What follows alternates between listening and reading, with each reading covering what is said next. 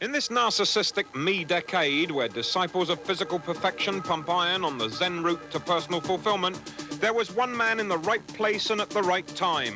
He created an exercise formula and turned it into a $300 million empire. These are just a few of the better bodies built by Nautilus. Broderick, Victoria Principal, and this 21-year-old beauty who's married to the king of firm flesh, a man who started with a plastic card with no credit left and wound up on Fortune's 400 wealthy American list. 60-year-old Arthur Jones. And if they had bothered to check my account, I had about 42 cents in it, if that, maybe 18 cents. The credit card had a top limit of $300. And at that point, I think I had about $2,000 charged to it. It all began with one simple machine built in a rented garage, thanks to a small loan from his sister. 14 years later, his company projects 10-year earnings of over $9 billion. We are 700 times as big as we were 13 years ago. And I believe we will be 700 times as big 13 years in the future as we are today. Today, that empire has skyrocketed to include 3 707s, an intercontinental jet, and a fleet of twin-engine planes. Those are tools, and they will be used as such. And I have also purchased a certificate for an airline that was never actually put into service, so I now own a scheduled airline. And those airplanes will be hauling passengers and freight for hire. They're tools, they're not toys. And it's with these tools that Arthur Jones is launching an extraordinary and personal conservation crusade. This year in the country of Zimbabwe, the game department intends to slaughter, to kill, a total of 6,000 African elephants, purportedly because of an overpopulation, which I question, but it is not questionable that they have been killing them throughout a number of countries by the thousands. And they're going to kill as many as they can, up to 6,000 in one country alone. I'm going to try to bring 110 or more babies out of those herds that will otherwise be slaughtered. It's with the same sort of maverick spirit that Arthur Jones created this $100 million state-of-the-art television production complex, believing one day he'd rule the video disc empire as he now rules the exercise empire. He rules with an iron hand, and while most men his age might retire to reap the rewards of self-made millions, he works 18 hours a day. But what would he do if the fitness craze fizzled? Well, I'd be back digging ditches and cleaning cesspools, and having tried that, I'd rather try something different. How broke was broke, Arthur? Nothing to eat, no place to stay, no clothes. Have you experienced that? You need that experience. It's good for you. As I said earlier, primarily we learn from our mistakes, and making mistakes that leads you into abject poverty, starving in the streets, that's the kind of mistake that will get your attention. You know, it's the kind of mistake you don't want to repeat. We'll be right back to hear more about Arthur Jones's $300 million lifestyle and his private life with 21-year-old model Terry Jones.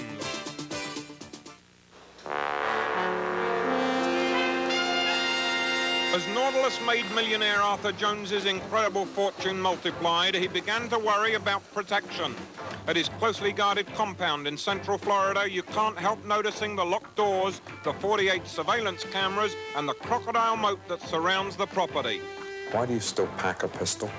A lot of people pack pistols. I don't flamboyantly display a gun. I don't go around threatening people with a gun. When I pull a gun on you, there's no threat implied. You've just committed suicide. Around the turn of the century, one of our presidents, the first Roosevelt, Teddy, said, "Walk softly and carry a big stick."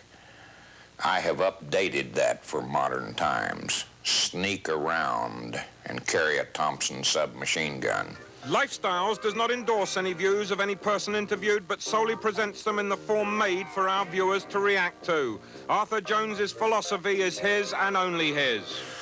You know, I'm interested in younger women, faster airplanes, and bigger crocodiles, but that's as much a gag as anything. I happen to like all three of those things, but... And why 5 wives, Arthur? All under the age of 20. Why 5? Well, 50 might be better, or 500. How many did Solomon have? 700? I don't know if I can handle 700 simultaneously, but sequentially it might be interesting. I met him when I was 15 at a mutual friend's house, and he was talking about video, the future of the video disc, and so I guess sort of the way he talks, he gets into everything, explaining all details, and I thought he's a genius. So I didn't say much because I thought, well, he's going to think I'm really stupid because I'm not following anything that he's talking about. But I was young, 15, and I thought, he said, well, I'll call you later for some modeling jobs or work or whatnot. So I finally grew up 17 and then started working for him. I like his attitude about the men looking at me or the public or my pictures, photography, and posters that I do, because he's sort of proud of it. 2 more reps. Do you realize what that'll do to your bust line? You know, you'll get a big, huge, drooping bust, and all the boys will be making obscene gestures. That's what happens. It's a price. Gotta pay. But does that 40-year age difference cause problems? I like to go out dancing sometimes, and he'll go along and sit back and be very patient and watch me. And he knows I enjoy music, and then I go along with him to his reunions. Occasionally. once I went to a reunion. What year? On the flirty 30s reunion. Everybody was saying, oh, how nice you're here with your grandfather or your father. That's so nice of you. And they went to school with him, and they're, very crawling in. Meantime, these people are sitting there looking at Terry and looking at their wife and gritting their teeth and hating me, And I'm loving it. The age of women is unimportant, within reason. Anything from a well-developed 13 to a well-preserved 16. Replace him?